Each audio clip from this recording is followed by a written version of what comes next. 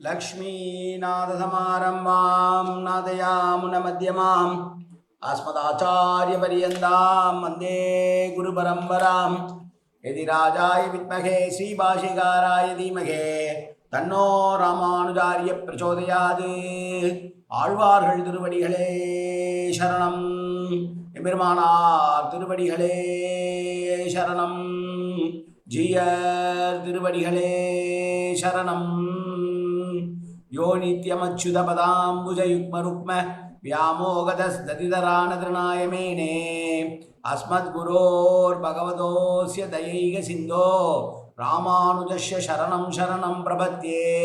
நீரார் கடலும் நிலமும் முழுதுண்டு ஏலார் ஆலம் இளந்தலின்மேல் துயிலந்தாய் சீரார் திருவேங்கட மாமலை மேயாராமுதே அடியேர் கருளாயே. எல்லாம் வல்ல ஏழுமலையான் பெருங்கருணையால் 4000 திவ்ய பிரபந்த பாசுர பதிவேற்றங்களின் வரிசையில் இன்றைக்கு 2654வது நாள் பாசுர பதிவேற்றம். நம்மாழ்வார் அருளிய திருவிருத்தம் என்கிற பிரபந்தத்தை ரிக்வேத சாரமான அந்த பிரபந்தத்தினுடைய 15வது பாசுரத்தை அனுபவிக்க இருக்கிறோம். முதலிலே தனியனை சேவிப்போம்.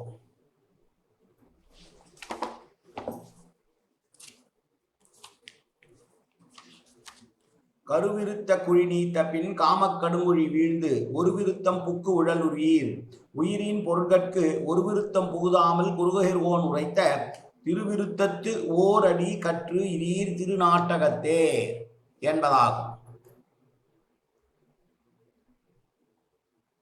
15வது பாசுரம் யானையை தேடி தலைவன் வருவது போல தோழி பாசுரமாக இந்த பாசுரம் அமைகிறது. யானையை தேடி வருகிறான். யானையை தேடி வருவது போல தோழி சொல்லுகிறாள். யானையை தேடி வருவது போல தலைவியை பார்த்து பேசத்தானே வருகிறாய். உன்னோடு பேச வேண்டும் என்பதற்காகத்தான் நாங்கள் திணைப்புணம் காப்பது போல இங்கே இருக்கிறோம். நீயோ யானையை துரத்தி கொண்டு வந்து இங்கே எங்களோடு தலைவியோடு பேசுமாறு நீ நினைக்கிறாயே என்றெல்லாம் சொல்லி தலைவனும் தலைவியும் சந்திக்கிற போது தோழி வேழம் வினாதல் என்கிற ஒரு வகையை சொல்லுகிறார்கள். இது தலைவனை பிரிந்த தலைவியும் தலைவியை பிரிந்த தலைவனும் ஒருவரை ஒருவர் பார்த்து பேச வேண்டும் என்று நினைத்ததனாலே அவன் வேட்டையாடுபவன் போலவும் இவர்கள் திணைப்புணம் காப்பது போலவும் இருந்து அங்கே அவர்கள் தனியாக சந்தித்து பேசி மகிழ்வார்கள். இங்கே நேர்முகமாக தலைவியின் அழகை வர்ணிக்க தயங்குகிற தலைவன் தோழியர் மூலமும் தப்பிச் சென்ற யானையை விரட்டி பிடிக்க வந்தது போலும் நடிப்பது இயல்பு. இதனை வேழம் வினாதல் என்று அகத்துறை இலக்கியங்களே சொல்லுகிறார்கள். இந்த திருக்கோவையாரும் இதையே திருக்கோவையாரும் தெரிவிக்கிறது. இங்கே தலைவனின் என்ன கருத்தை குறிப்பால் உணர்ந்த தோழி ஒருத்தி பேசுவதாக அமைவது இந்த பாசுரம். இது தலைவன் தலைவி தோழி என்று பிரித்து பயின்றால்தான் நமக்கு புரியும், சுவையாக இருக்கும் என்கிறார் பள்ளத்தூர் ஐயா. முதலிலே பாசுரத்தை சேவிப்போம். கயலோ நும் கண்கள் என்று களிறு வினவி நிற்றீர் அயலோர் அறியினும் இது என்ன வார்த்தை கடல் கவர்ந்த புயலோடு உலாம் கொண்டல் வண்ணன் புனவேங்கடத்து எம்மோடும் பயலோ இலீர் கொல்லை காக்கின்ற நாளும் பலவே. தோழி தலைவனை பார்த்து சொல்கிறார், அன்பரே, நீங்கள் என்னமோ வேட்டையாட வந்த மாதிரியும் அப்போது ஒரு ஆண் யானை வழி தவறி இந்த பக்கம் வந்தது போலவும் அது வந்ததா என கேட்கறது மாதிரியும் இங்கே வந்து எதற்கு பேசுகிறீர்? இது உமக்கு தகுமா? இதில் அருகில் அறிபவர்கள் இருந்தால் என்ன நினைப்பார்கள்? எங்களை பற்றி தப்பாக நினைக்க மாட்டார்களா? முன் பழக்கம் இல்லாதவர்களிடம் சம்பந்தம் இல்லாமல் பேசுறது எப்படி? யானையை பற்றி ஏன் பேசுறீங்க? இவர்கள் கண்களையும் புகழ்ந்து யானையினுடைய கண்ணை புகழ்ந்து பேசுவது போல என்னுடைய தலைவனுடைய கண்ணையும் இதற்கு புகழ்ந்து பேசுகிறீர்கள் என்றெல்லாம் சொல்லி ஏன் இப்படி அசையாமல் தடுமாற்றத்தோடு நின்ற இடத்திலேயே நின்று கொண்டு எங்கள் கண்களையே பார்த்து நிற்கிறீர்கள் என்று தோழி தலைவனை பார்த்து கேட்கிறாள். மேலும் கடல் நீரை முழுவதும் உகந்து கொண்டு சஞ்சரிக்கும் கரிய மேகம் போல நிறம் கொண்ட எம்பெருமான் திருவேங்கட மலையிலே புனத்தை காவல் செய்து கொண்டிருக்கும் எங்களோடு, அதாவது நாங்கள் திருவேங்கட மலையில புனம் காத்து கொண்டிருக்கிறோம். யார் அதற்கு தலைவன்? கரிய நீருண்ட மேகம் போல இருக்கக்கூடிய கார்மேகவண்ணனான பெருமாள். அவன் இருக்கிற ஊர் எது? இந்த திருவேங்கடம். இந்த திருவேங்கட காட்டிலே நாங்கள் புனம் காத்து கொண்டிருக்கிறோம். நீ எங்கே வந்து எங்களோடு என்ன உறவு? இங்கே முதலாக வருகிறீர்கள். ஏதோ பலகாலம் பழகியவர் போல எங்களிடம் பேச முயற்சிப்பது எதற்காக?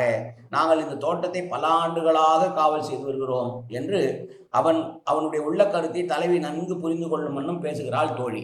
தலைவியிடம் நேராக உன்னை பார்க்கத்தான் அவன் வந்தான் என்று சொல்லாமல் அவனை கேள்வி கேட்பது போல தலைவிக்கு குறிப்பால் உணர்த்துகிறான், உன்னை தான் தேடி வந்திருக்கிறான் தலைவன் என்று. யானையை பற்றியும் தலைவியின் கண்களை பற்றியும் ஒரே நேரத்திலே பொருந்தாமல் இயற்கைக்கு போகமாக பேசினால் அருகில் இருப்போர் என்ன நினைப்பார்கள் என்று கேட்கிறார். தவறாக கருத மாட்டார்களா என்று கூறுகிறாள் தோழி. இந்த துறை களிர் வினாதல் என்றும் வேழம் வினாதல் என்றும் கூறப்படும். இதுபோல கலைமான் வினாதல், வழி வினாதல், பதிவினாதல், பெயர் வினாதல் என்று பல வகை வினாதல்கள் உண்டு.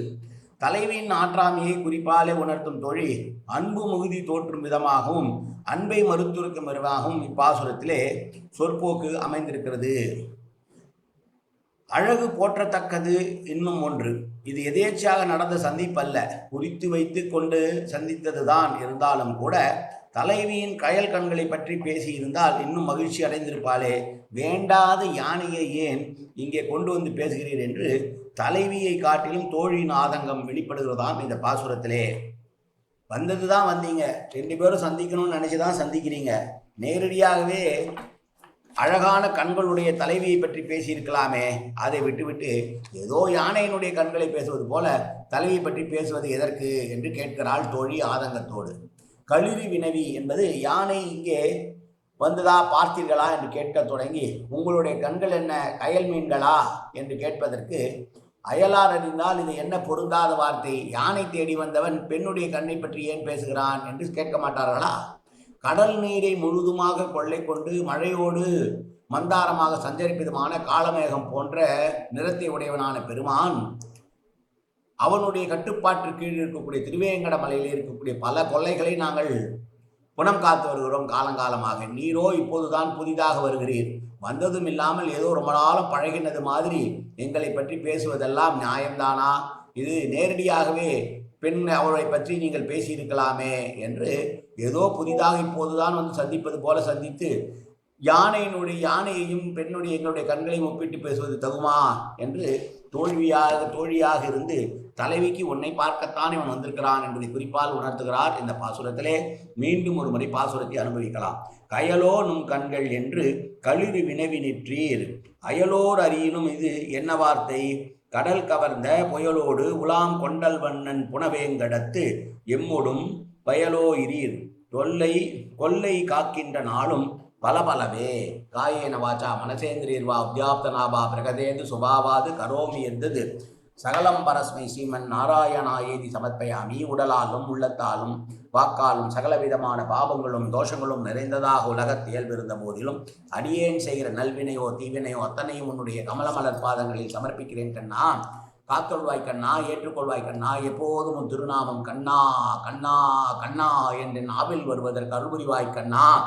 சர்வத்திர கோவிந்தநாம சங்கீர்த்தனம்.